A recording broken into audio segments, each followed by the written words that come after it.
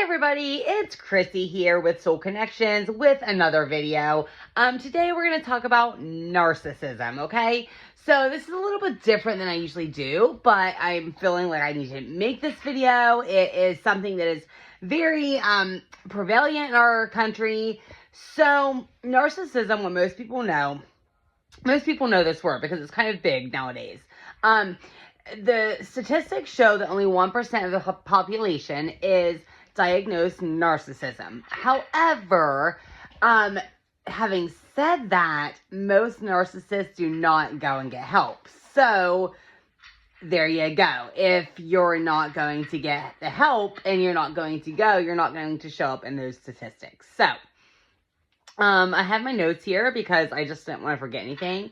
The number one characteristic of a narcissist is they're going to lack empathy, okay? They don't care about other people, okay? So, and there's a lot of, there's a lot of different, like, studies out there, whether they are doing this from a conscious standpoint or not. I think there are many narcissists. My belief, personally, is that there are many of them out there that don't even realize what they are. They don't realize what they do, but they don't. It's like underneath the subconscious levels. So it's like underneath the veil of consciousness, if that makes sense. But they lack empathy. Like, they don't care. Like, so when you, sorry, my hair's in my face. When you cry to them because they've hurt you, that gives them power. Like, they love that.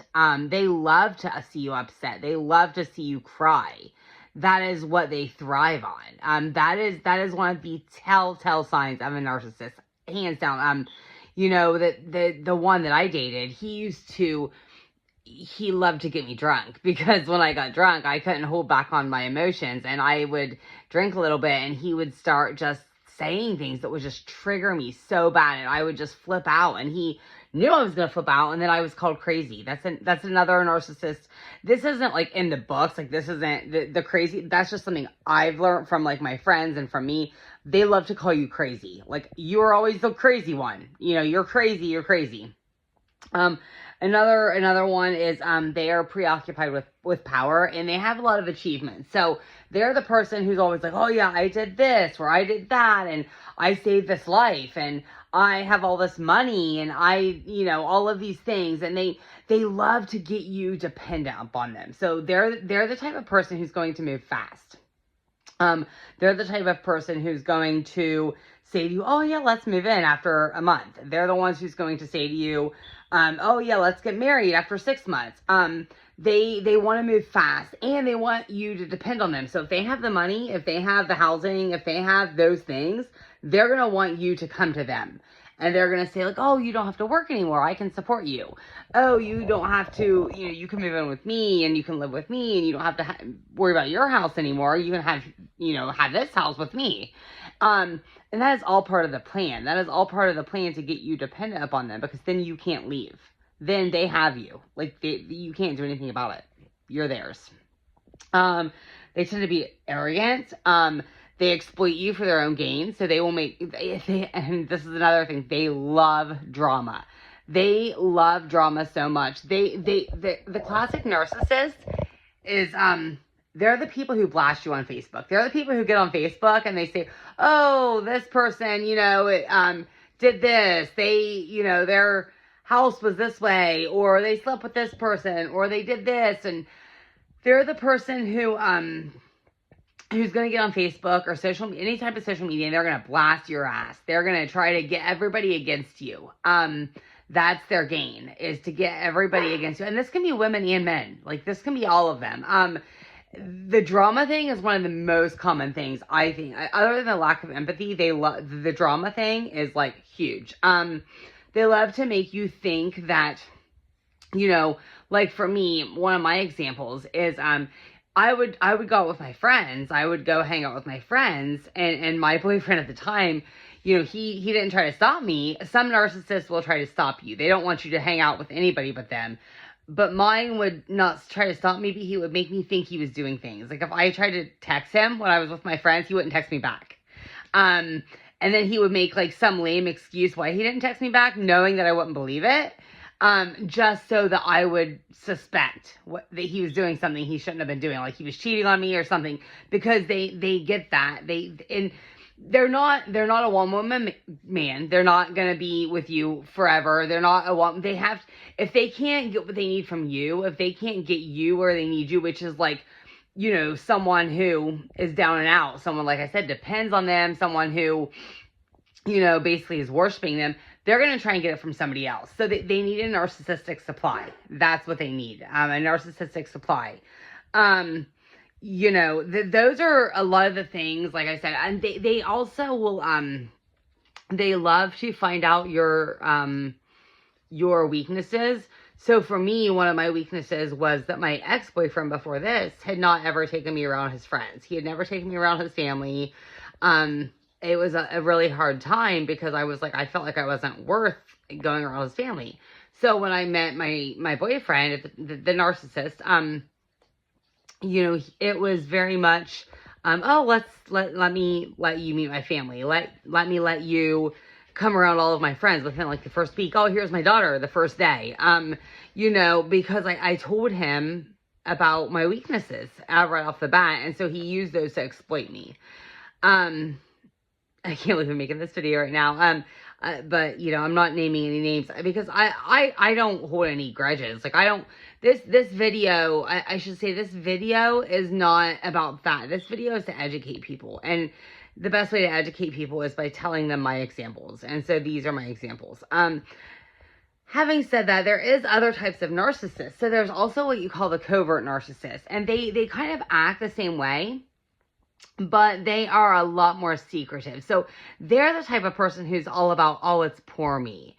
So like instead of being like out there, like I'm better than everybody or I'm this or I'm that, they're like, oh, everybody's always, my life is so hard because, all my ex-wife, she cheated on me and then she took all my kids and, oh, it's just poor me. And my dad beat me when I was a kid and, nobody has it as hard as I do. That type of stuff. But it's all going to lead to the same thing. They're still going to manipulate you.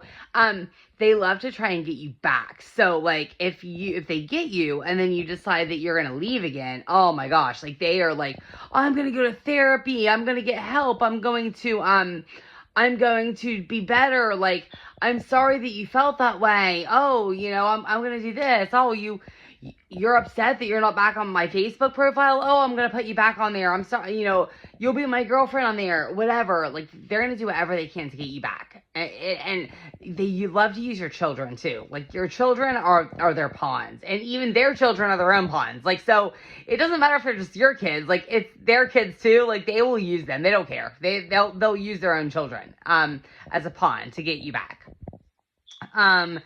They gain their power over manipulation.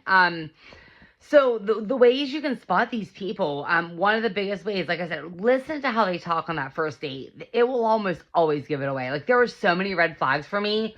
I mean, there were so many like, oh, I saved a life. Oh, I used to do this for a living. Oh, I was a big shot. I was out there saving lives. Like, I was a big shot.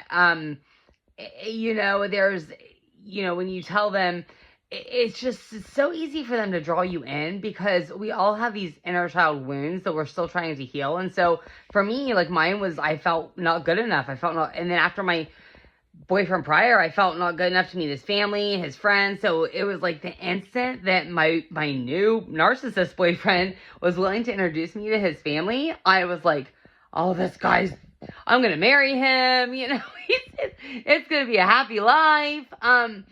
Just because I felt so bad before that. And then here comes along this guy that was going, but I quickly felt, and he asked me to move in within a month. I was going to move in, and then everything, they love to, we would get in a fight over something completely different. And I was all of a sudden a bad mother. Like, it was very much, it was just very much, they will do whatever they can to hurt you afterwards. And then when you leave them, like I said, they will all holds barred. Like, they don't hold nothing back. They will try to get you fired. They will try to do whatever they can to hurt you. women and men can both be narcissists. I've had friends that are narcissists. And some people aren't full-blown narcissists. There is a DSM, I don't know what one they're on, 5 now, I think, diagnosis for a narcissist, but not everybody is a narcissist, but a lot of people have tendencies. We all have a little bit of a tendency. It's what makes us like kind of successful people, and it's a good thing. But some people have these tendencies where they might not meet the DSM-VD, however you say it, diagnosis, DMV diagnosis, for it, but they might have other qualifications. They might just be missing one to meet the actual criteria, but they might have all these other things that make them similar to a narcissist. Just because they're a jerk, that doesn't mean they're a narcissist. People can be assholes and still not have that. Just because they cheated on you, just because they did blast you on Facebook, doesn't mean they're a narcissist. However, if you find the manipulation, it is, like I said, there's so many things about it, and it's such a dark situation. They really don't hold anything away. It's a really, but the problem is, and the reason so many people get caught up in it too, is because we know that like they're so wounded. They're so wounded inside that they have to get their kicks from hurting other people. Because they're just so hurt themselves. And so that's a really hard thing to deal with when you are the type of person who likes to help people, and when you want to fix other people, and when you just want other people, like when you think about those little children that they were at one time, and you think about, oh my gosh, what did this child go through to make him so horrible, or make her so horrible 20 years later? And that really breaks your heart. It really breaks your heart. It does. But we have to understand that we can't fix them. We can't sacrifice ourselves for these people. They are toxic. They will never change. I mean, they might change. People can change, but it's really hard. There's a self-proclaimed narcissist that has a podcast, and he talks about it, and he says, he realized he was a narcissist 4 years ago, and him and his wife they're still in therapy they go through therapy all the time. He has to really be mindful, and he talks about what it feels like inside. But it's not very seldom that you're going to find that in somebody. Most of the time, they're just going to be toxic, and you can't help them. It sucks. It sucks. And like I said, I have not made this video up until now because I didn't feel strong enough to make it. Because it is, I don't know, it's like people talk about physical abuse, and that's such a horrible thing, but emotional abuse is, it's worse. It's really worse. It's worse because you feel like you have no options. You feel like you're just alone because nobody understands. You feel like nobody loves you. You feel like you are crazy. You start to wonder. Gaslighting is huge. Gaslighting is like, gaslighting is basically, the best analogy is like you watch your child, okay? Say you're watching your child and they stick their hand in the cookie jar and they eat, or say you're watching, we won't use child, we'll use boyfriend. Your boyfriend sticks his hand in the cookie jar and he eats a cookie. And you say, what are you doing? You shouldn't be eating these cookies right now for whatever reason. And he says, I didn't eat that cookie. You're crazy. I don't know what you're talking about. You're seeing things. That's the same thing. That's what gaslighting is. Narcissists love to use gaslighting. Like you can look on their phone. You can see that like maybe they're cheating on you and they have all these, and you'll look on their phone and say like, I don't know what you're talking about. Like, you're crazy. You don't know what you're seeing. You don't know what that is. And you're just like, and eventually, unless you have a witness or somebody there that sees it too, eventually you come to the fact that like, oh my gosh, I am crazy. Like I don't know what I'm seeing. I'm literally seeing strange things that aren't there. But the truth is you weren't seeing strange things. It was there. You saw what you saw. But that's just a trick that they use to manipulate you. Yeah, I don't know. Like I said, I just feel strong enough finally to make this video. I have thought about it for a while because I think it's a huge thing that we need to talk about. I think that, and I think we need to help change creating narcissists in this world. We need to work on not creating them, because we do create them. I mean, we create them, and I hate to say this because like, we don't want to blame the parents, but we do create them. As parents, we create them. And we have to break it. We have to break that cycle. We do. Um, yeah, so I guess that's all I have to say. Until next time, I love you guys.